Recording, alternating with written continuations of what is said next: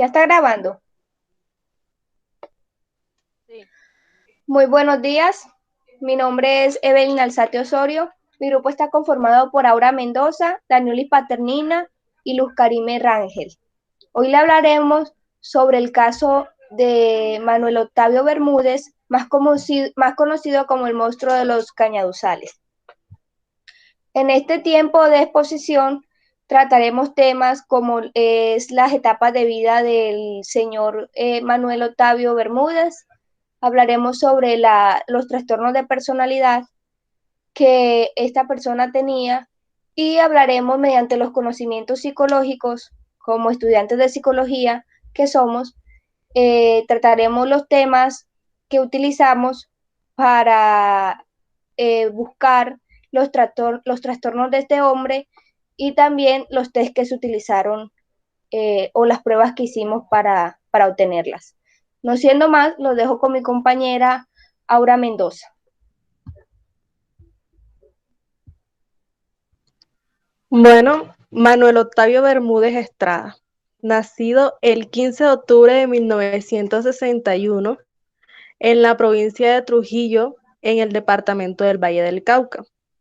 Este personaje tuvo una infancia muy difícil, ya que sus padres biológicos fueron víctimas de la violencia en la época de la violencia colombiana, que fue la guerra entre el Partido Conservador y el Partido Liberal. A la edad de 1 año, Manuel Octavio fue recogido por una señora, la cual era dueña de una cantina.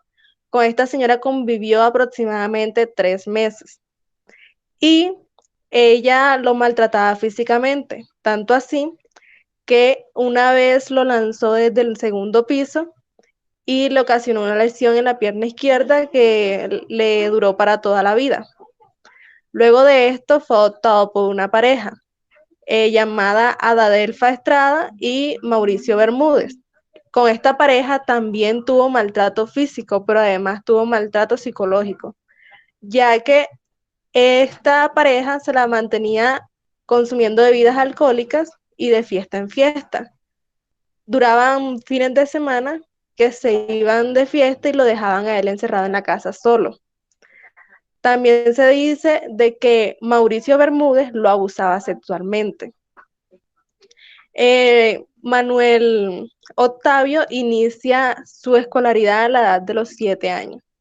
En el grado tercero empieza a adentrarse en el monte con un grupo de compañeros, el cual el integrante mayor se hacía pasar por mujer para mantener relaciones sexuales con los demás niños. Luego de esto, Manuel Octavio, como no le interesaba la escolaridad, la abandona en el grado quinto y a la edad de los 12 años descubre que es adoptado. A esta misma edad inicia trabajos en la construcción con su padrastro, lo que lleva a que ambos tengan muchos altercados. Lo dejo con mi compañera Evelyn.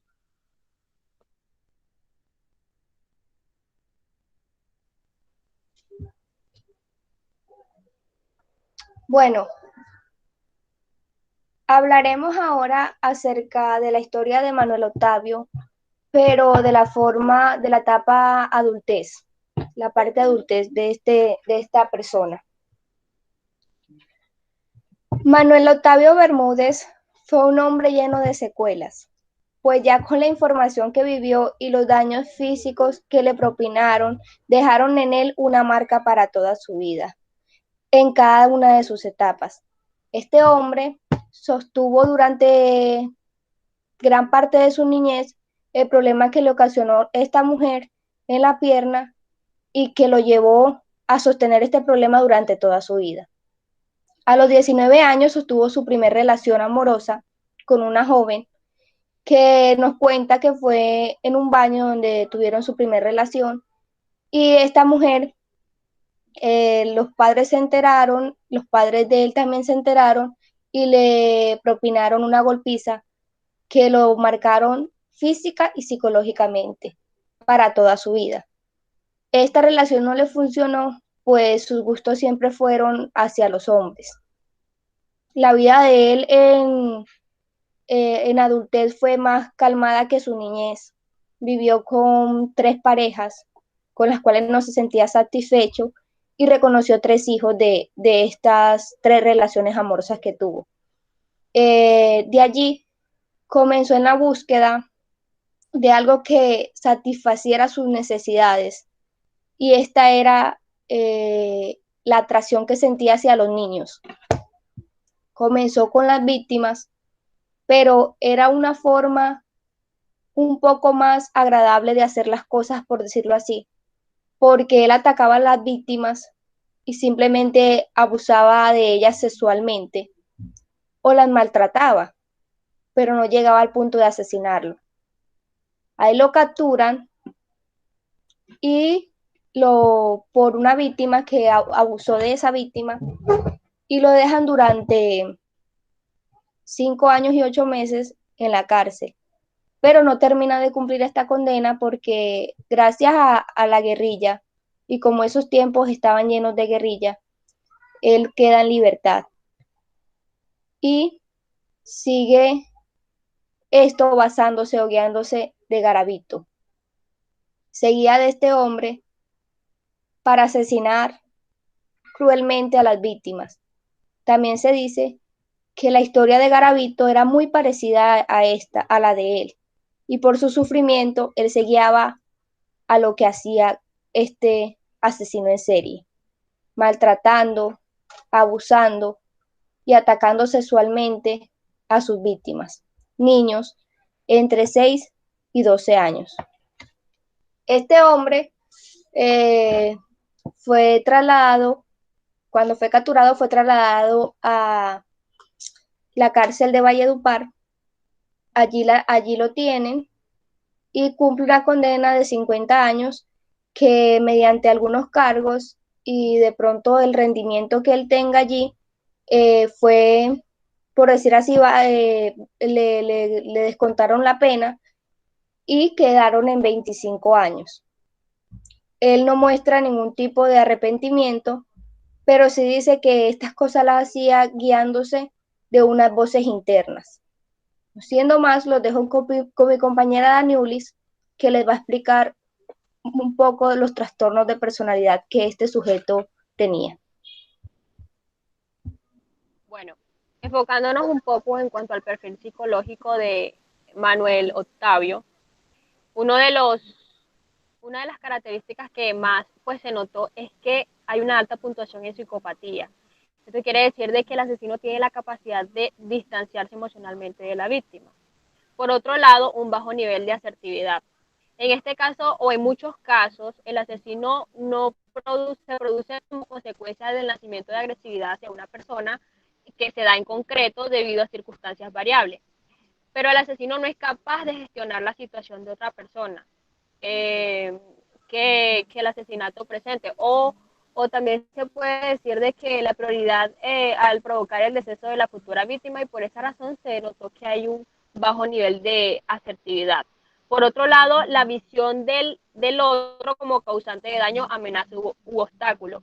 En esto se puede decir de que la persona que comete el asesinato ve a su víctima como alguien que le ha causado daño y también puede tratarse como un acto de violencia predeterminado o contra alguien que se asemeja a una persona que le ha producido al asesino un prejuicio. En el caso de Manuel Octavio se ve reflejado, ya que él, su factor social, más que todo desde la crianza, o sea, todo lo que vivió, que fue maltratado por los padres adoptivos, y por esa razón él se da una visión como el otro, como un causante de daño, que eso fue lo que se notó más.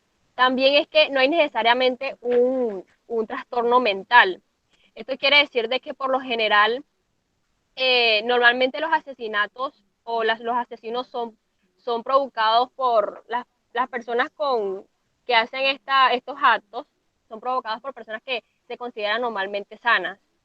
Y hay una excepción de que la podemos encontrar en los asesinos en serie, que esto quiere decir de que las cuales ellos tienden a padecer de psicopatía extrema, de sociopatía, diferentes trastornos que alteran la percepción de la realidad. Y por último, pudimos destacar también lo que es el trastorno de la personalidad asocial. ya que él hostigó y manipuló a las víctimas con crueldad, también con indiferencia, y no mostró culpa ni remordimiento en su conducta, como lo mencionó mi compañera Evelyn. Entonces, estas fueron las características más relevantes que se mostraron dentro del perfil psicológico. Ahora mi compañera va a profundizar un poco más, va a decir otras características que se presentaron. Ok. De acuerdo a las características que mi compañera anteriormente les acaba de mencionar, nosotros propusimos que a esta persona se le aplicara el test PSLR de Robert R. de psicopatía. El test se trata del instrumento de referencia a nivel internacional, el cual se utiliza para hacer una evaluación de la psicopatía en poblaciones como un penitenciario, y también se utilizan en la práctica clínica y en la forense. El test el instrumento se compone de 20 ítems, los cuales deben ser respondidos con la más deben ser respondidos a conciencia y con confiabilidad.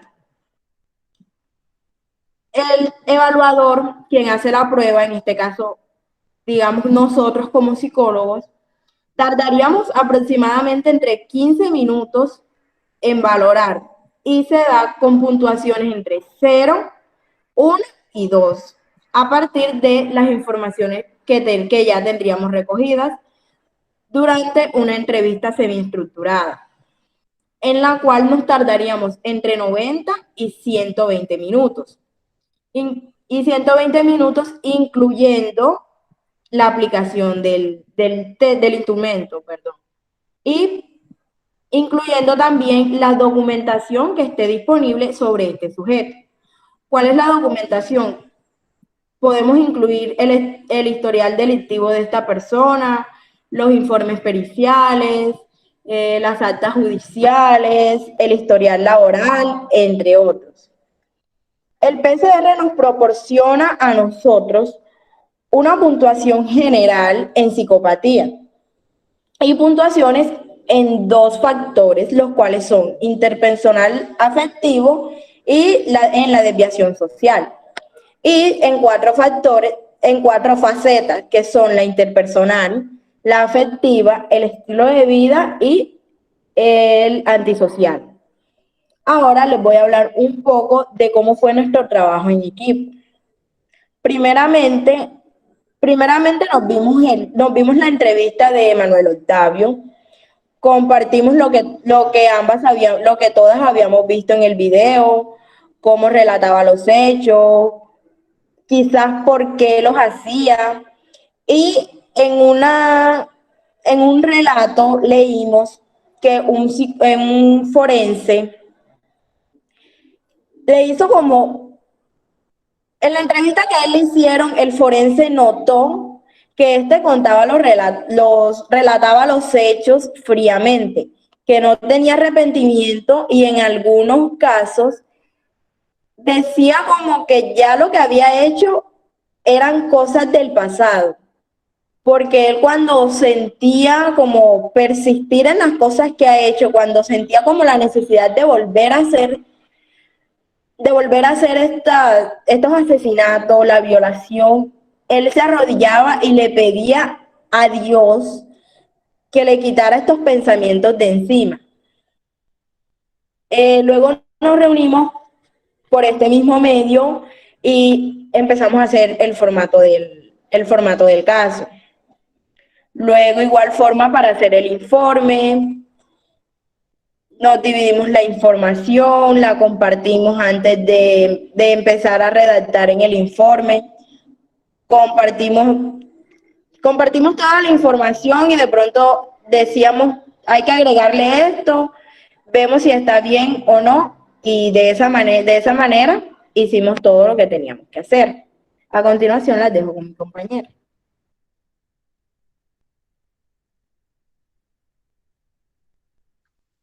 Bueno, como conclusión general, diríamos de que la personalidad de este sujeto fue básicamente llevada por el camino equivocado, ya que bien sabemos de que la personalidad se va forjando en los primeros años, y él, al tener tanto maltrato físico y psicológico, creó una personalidad no adecuada para la convivencia en la sociedad. Para nuestro parecer, esta persona cometía estos actos o estos delitos con los niños, ya que pensaba que así como él sufría en la niñez, los demás niños también tenían que sufrir como él lo padeció.